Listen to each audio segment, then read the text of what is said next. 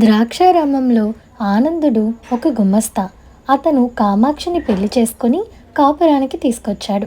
వచ్చిన రోజుని అతను కామాక్షితో, నేను కొట్టుకి వెళ్తున్నాను, ఒక మెల్లకన్ను ముసలావిడ ఉంది, ఆవిడ్ని మాత్రం లోపలికి రానీయకు అని హెచ్చరించాడు.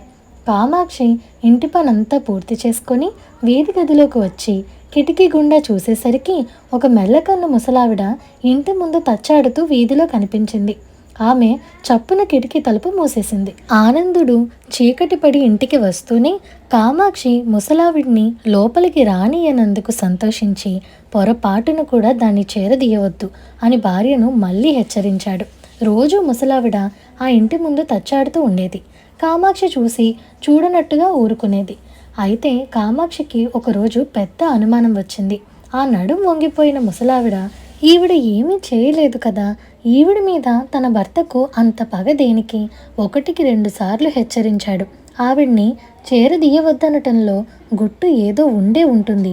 ఈ అనుమానం రాగానే ఆమె ఇంక ఊరుకోలేక తలుపు తెరిచి ముసలావిడ్ని లోపలికి ఆహ్వానించింది. ముఖం చాటంత చేసుకొని ముసలావిడ లోపటికి వచ్చి కూర్చొని కామాక్షితో ఎంతో ఆదరంగా మాట్లాడింది. ముఖం వికారంగా ఉన్న ఆవిడ మాటల్లో ఏదో ఆకర్షణ ఉంది. ఆవిడ కామాక్షి పెట్టిన పలహారం తింటూ, నువ్వు చాలా మంచిదానివే పిల్ల, నేను చూస్తుంటే నా కడుపు తరుక్కుపోతున్నది. నీ మొగుడికి లేని దురలవాటు లేదు. ప్రతి సాయంత్రం ఊరి చివర ఉన్న పాకలో జూదమాడి చీకటి పడి ఇల్లు చేరుతాడు. నా మాట మీద నమ్మకం లేకపోతే సాయంత్రం స్వయంగా వెళ్ళి చూడు అని చెప్పి కాసేపు కూర్చుని వెళ్ళిపోయింది. తన భర్త జూదగాడని తెలియగానే కామాక్షికి ముచ్చెమటలు పోశాయి.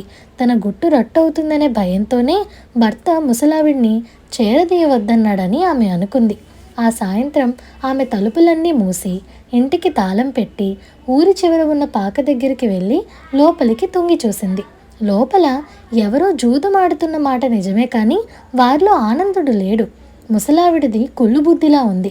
మొగుడు పెళ్ళాల మధ్య తంపులు పెట్టే రకం అనుకుని కామాక్షి ఇంటికి వచ్చి చూస్తే పెరట్లో ఉన్న పాత్రలు బొక్కెనలు మాయమయ్యాయి. ఎవరో పెరటికోడు దూకి వచ్చి ఎత్తుకుపోయి ఉండాలి. చీకటి పడి భర్త రాగానే ఆమె ఏడుస్తూ జరిగిందంతా దాచకుండా చెప్పింది. నీ మాట వినకుండా ముసలిదాన్ని లోపలికి రానిచ్చినందుకు మంచి శాస్తి జరిగింది అన్నది. దొంగతనం కూడా ముసలిదాని పనే అయ్యుంటుంది. ఇలాంటి పనులు చేయటానికి దానికో మనవడున్నాడు.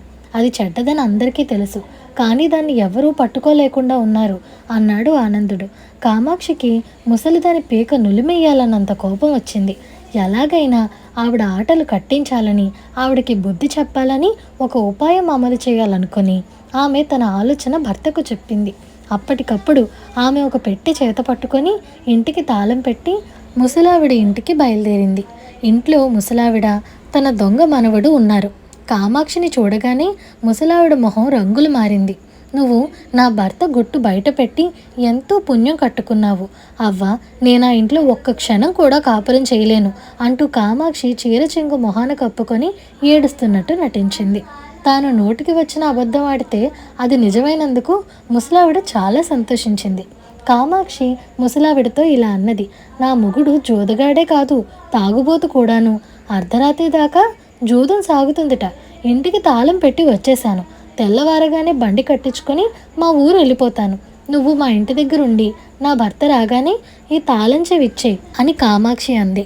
ముసలావిడ ఈ మాటలు నమ్మి, నీ తల్లి లాంటి దాన్ని, ఆ మాత్రం సాయం చేయలేకపోతానా అంటూ తాళం చెవి తీసుకుంది. తాగి వచ్చి నా భర్త మీ మీద చెయ్యి చేసుకుంటాడేమో, నీ మనవణ్ణి కూడా తోడు తీసుకెళ్ళు అన్నది కామాక్షి. ఆ ఆలోచన ముసలావిడికి ముందే వచ్చింది. కామాక్షి నోటి మీదుగా అదే మాట వచ్చినందుకు ఆమె ఎంతో సంతోషించి తన మనవడితో సహా కామాక్షి ఇంటికి బయలుదేరింది.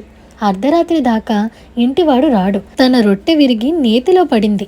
ఇల్లు పూర్తిగా చక్కబెట్టేయవచ్చు. ఇద్దరూ చీకటి మాటున తలుపు తెరుచుకొని లోపలికి వెళ్ళి అన్నీ మూటగట్టుకున్నారు. తర్వాత ఇద్దరు దొడ్డిదారిన వెళ్ళ నిశ్చయించి మూటలు చంకన పెట్టుకొని పెరటి తలుపు తెరిచి అలాగే కొయ్యబారిపోయారు. పెరట్లో 10 మంది మనుషులు కర్రలతోనూ దీపాలతోనూ నిలబడున్నారు.